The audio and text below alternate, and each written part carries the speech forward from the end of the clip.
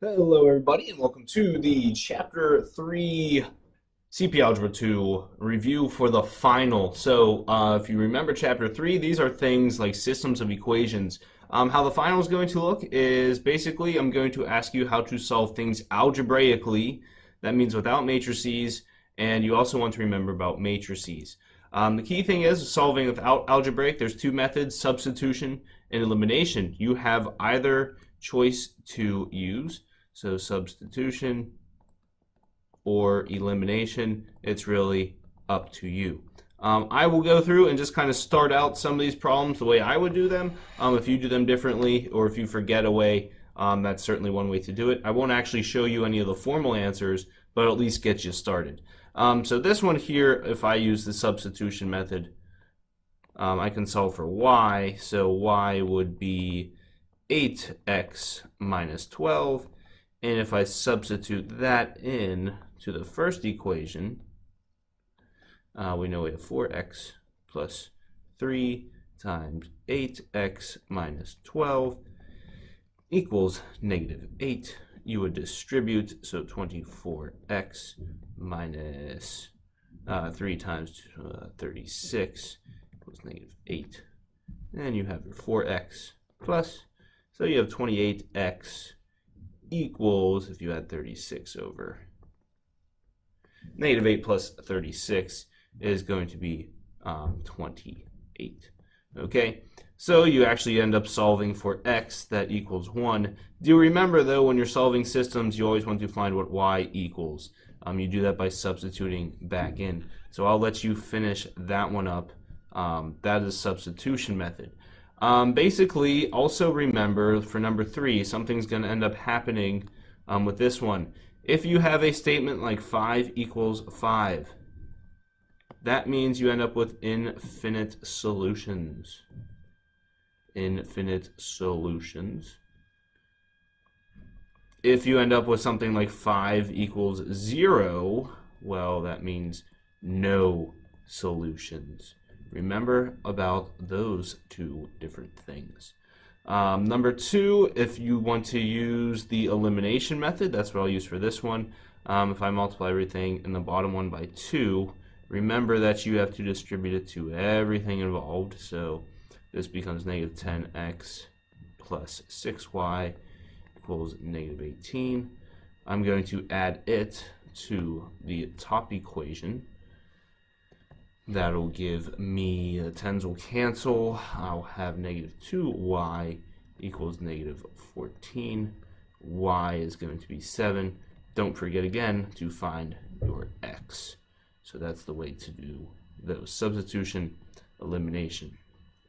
The other thing I want to refresh you on is solving using any method. You can use matrices. You can certainly do these by hand, okay? You can label each equation and you can substitute and solve that way. What I recommend, and I have the graphing calculator, is use the good old RREF. If you're not sure how to do that anymore, remember that is when you make a matrix out of your x coefficients, your y, your z, and whatever it's equal to. Okay, so simply put, in the first column is going to be all the coefficients of the x. So negative 1, 4, and 1. In the second column, all the coefficients of the y's. So we have negative 5, and 5. And in the last column, all the coefficients of the z's. Actually, not the last column, the third column, negative 5, 4, negative 1. And then we have 2, 19, negative 20.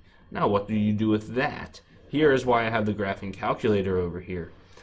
First, you need to remember, and you'll need this on the back, how to enter matrices into the calculator. You do that, and this one looks a little different. You go under the matrix. Boop. So it's all under the matrix.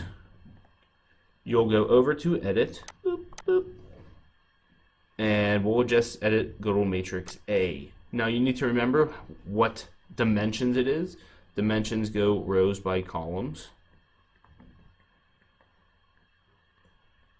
And this is specifically a 3 by 4. So you tell it you want a 3 by 4, and then you begin to enter in all of the numbers. 5, -5, 2. Remember that if you happen to mix a negative somewhere, you're going to get a very different answer. So make sure that you are being very careful. That's why I'd like you to write down what matrix you used. So you enter in your matrix. You have to leave the matrix by quitting. Second, quit. Go back into the matrix. Go over to math. Go down to RREF. That is what we are focusing on. Hit enter. Call upon your matrix, and you get this funky thing. Remember that what this means is we have 1, 0, 0, -2, 0, 1, 0, -3, 0, 0, 1, 3. Basically, this means that we have one x, one y, and one z. X equals y equals z equals. That's for you to hopefully figure out. Okay? Same exact thing for number 7. So the key thing is using the matrix. On the back is more matrix stuff. Remember, some things are not possible. If you're multiplying matrices, so when you're multiplying, say, matrix P times matrix Q, okay? If P is a 2 by 2 and Q is a 2 by 3, you can multiply these. These ones are multiplied because these numbers match up, okay? If these numbers do not match up, say this is a 3 by 3, you cannot multiply. So make sure that you're writing out the dimensions, and all of this is typing into your calculator. The determinant, that is under math, what's under matrix, and then over to math, and it looks like determinant. Okay, so finish those up. If you're still struggling with the calculator, hopefully that helped out. Just remember RREF. Again, matrix over to math, determinant, that is that there. So finish those up. I would like to see your answers. Crash course, easy peasy stuff. Thanks, guys.